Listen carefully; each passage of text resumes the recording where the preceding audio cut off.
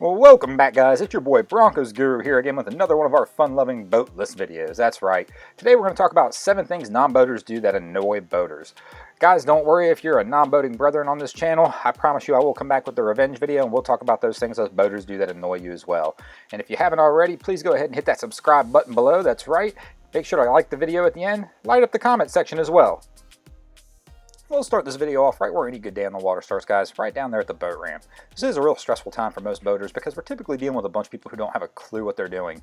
Heck, we've got people with us that are trying to help us that don't know what they're doing as well. It really just makes everything get a little confusing. And then we'll start our list with number 1 on this because this is where we start with it. That guy who's down there blocking the boat ramp. That's right, guys. This is a very common sight for us to pull up to a boat ramp and there's somebody there just looking at the water in his car blocking the ramp. Heck, these guys will park their cars in the water. They'll even leave them there for a couple days. Maybe they're catching an airplane or a flight or something and just need somewhere to store their cars. They'll park it right in the water and leave it. They don't care, guys. These guys will be down there taking selfies of their cars right at the boat ramp, getting that social media stuff going, and all we're really interested in is trying to get our boat back off the water, and this guy's just blocking the lane. We can't even get the truck down. I do understand that a lot of lakes and coastal areas and waterways, they're kind of private, so most people don't have real access to go hang out by the water, so these guys are really kind of limited to some of the same stuff we are, and they have to go down and use the public ramps to get their access to enjoy the water. Also, on top of that one, guys, even though he is a boater as well, kayak guy, do you really have to take all 3 lanes to get your kayaks out? Number 2 on our list, guys, is going to be that guy who's fishing off the boat ramp dock. That's right, this guy's going to fall directly in line with number 1. Hell, his car is probably parked on the dock while he's unloading all of his rods, reel, tackle, casting nets, and anything else he feels like unloading and putting it in 3 different lanes so nobody can use the ramp. Heck, he's ignoring the signs straight up that say no fishing from the boat dock, but he's out there and he's going to hoon it up with his kids, family, or whoever else he's brought with him as well, guys. Most boaters are fishermen as well, so we do understand this passion of wanting to fish, but I just don't understand this whole passion of wanting to fish at the boat dock. I mean, there's a lot going on down there already. I know you're trying to relax, but it's got to be difficult to relax with a bunch of boats pulling in and out all the time. And I can't imagine the fishing's all that great with that kind of noise and disturbance in the water at that place as well.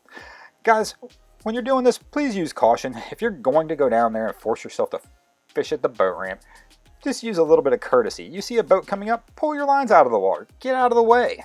Let that guy use the dock. Or go on to the other side of the dock that's not usable by the boats. Heck, you could even be really kind and instead of using the dock at all, just walk down around the curve of the lake a little bit and go over and fish somewhere else where the dock isn't, guys. That's all we're asking. And number 3 on our list, guys, well, that's going to be things that non-boaters bring out on boats. That's right, you got a friend. He's pretty cool. He's got a boat, and he's invited you and your family out for the weekend. Sure, we're going to go, guys, but you realize quickly it's going to be a long day out on the water, and you probably need to bring some snacks. If you realize how much time your friend spends cleaning his boat, you would quickly realize there are some things that are absolutely 100% banned from being on his boat. That's right, Cheetos is one of them. If you bring your snotty little kid out, and he gets his Cheeto hands all over your friend's boat, you are probably swimming. He's probably going to push you over the rail. Doritos run in the same category, guys. Don't think you're going to try and get any of this stuff out there on anybody's boat because we just won't have it. Also, colored drinks are the same thing. Don't try bringing that orange colored liqueur your wife so loves out there. And don't even think about bringing your kids Kool-Aid either because we will probably pour this over your head while you're swimming in the water next to the boat as well. Also, friends. Don't just assume you can invite friends unless these are your friends because I promise they're welcome on anybody's boat. But always make sure to ask before bringing anybody else. Also, smoking cigarettes has really gone to the wayside, guys. It's no longer cool. And don't expect you're going to be able to light up on anybody's boat because we spend a lot of money and time cleaning them as well. And last but not least, of course, we got bananas, guys. Don't think you're bringing bananas on anybody's boat. Everybody's got a banana story. Go ahead and light up your banana story in the comments below. I'd love to hear them, guys. And the number 4 thing that we hate that non-boaters do is being a freeloader. We all know this guy. We invite him on the boat. He oversleeps. His excuse is always that he got into a car accident on the way down to the ramp and he apologized profusely. But half the time he shows up at the ramp and you're not even there. That's right, guys. If you don't know, boaters will not wait on you. Be sure you're on time or you will probably get left. Also, it's a long day out on the water. Make sure to pack plenty of food and drink. That's right. Don't show up at the boat with 1 peanut butter and jelly sandwich and 2 beers and expect that's going to last you 12 hours if on a normal Saturday at your house you drink a 12-pack. Go ahead and pack plenty of food and plenty of snacks. Expect to supply food and snacks for others, especially if it's not your boat. Go ahead and bring 2 to 3 times the amount you think you'll eat or drink. Heck, it might be somebody's idea to get Star-Spangled Hammer today and you might be able to help them out. Usually there's plenty of cooler space on the boat, guys, so it's always a good thing to bring extra beverages as well. It is hot out there on the water.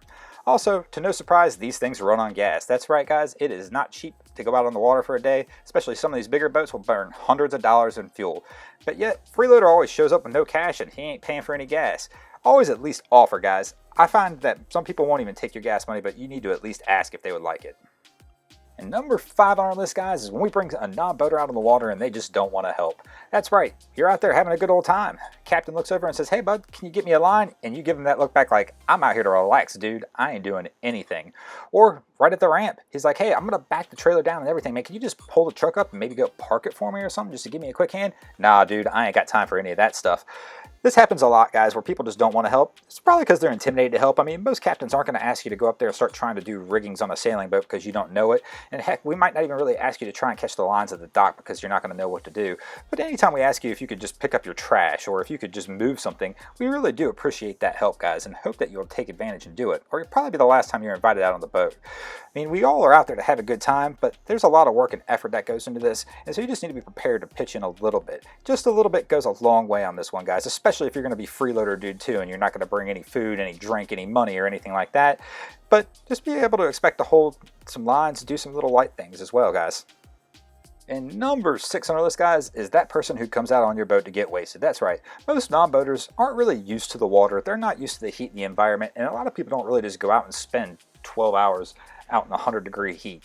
And especially mixing alcohol in makes it even worse, guys. Heat and alcohol don't mix well, and they really do turn bad fast. If you're going to be this guy who shows up out there with the boat with a bunch of bottles of Fireball and Grey Goose, think you're going to take shots all day, well, it usually turns pretty ugly pretty fast. By the time that sun, heat, and everything kicks in and the rocking of the boat, you are probably getting sick, and just like Cheetos, bananas, and Doritos, vomiting is banned on the boat. So don't be this guy. Drink a couple bottles of water in between all those beers and shots that you guys do. Make sure to jump in the water plenty to cool off.